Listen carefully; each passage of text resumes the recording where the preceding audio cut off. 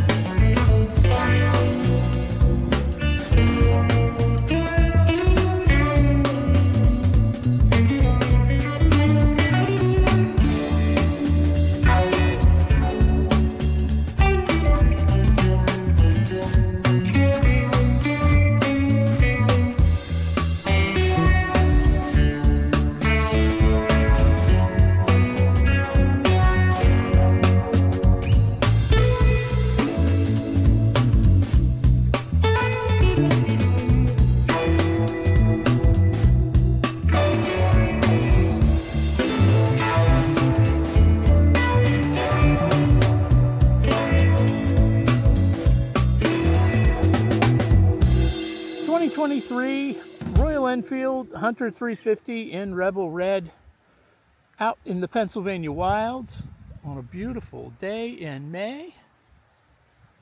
There's a lovely outhouse for you with, it looks like carrying rails. Almost like it's the Holy Grail. Don't get mad at me for saying that. It just occurred to me. Or maybe Cleopatra's, what do they call those? Sedans. In an old hunting cabin. What's left of it anyway. Babbling Brook. I think this is called a glen where we're at. We're down at the very bottom of a valley, like. Beautiful spot. Anyway. Less than a mile from the dealership on this bike, I said, I understand why guys get bar risers on these. It really needs bar risers. I need bar risers. So I immediately I looked for bar risers, but I decided to get the relocators instead. Instead of just raising them, they come up and back. I didn't put them on immediately. I didn't put them on for months, actually, because I had a couple of concerns. I kept thinking, number one, given the distance, I thought I might have to relocate a bunch of cables because that is quite a distance from stock. The other thing is, I thought it would make it look like a Chinese youth ATV.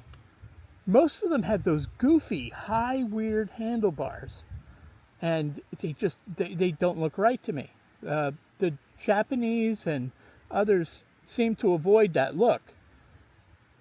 And I studied the problem, and I thought, okay, the reason it would look goofy is because the headlight remains in the same place.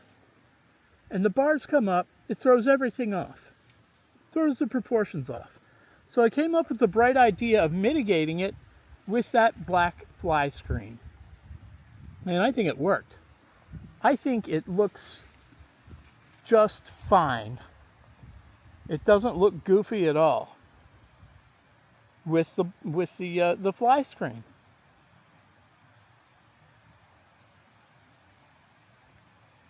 Yeah, they weren't that difficult to install. The worst part was figuring out which bolts go where. The way they came packaged was 4 bolts in 2 baggies, so 8 bolts, but 4 in each baggie. And so I thought they went from side to side. They didn't. Once I finally got that sorted out, I almost needed a microscope and AI to figure that out.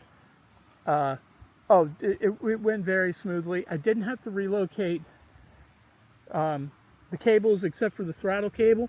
That was pretty easy to do. Not much more than, I don't know, 5 minutes, 10 minutes, something like that. I was very happy with that. I'm just happy in general. I really needed them.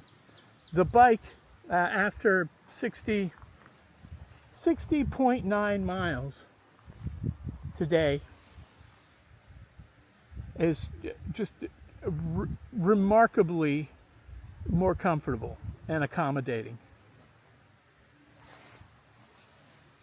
Well worth the price of those, which they didn't cost a lot. I can't remember how much, but they were relatively inexpensive. The only thing I did notice is when the bars were in their stock position, I never felt like I was sliding forward on the seat. Today, after about 20 miles, I started feeling like I was sliding forward.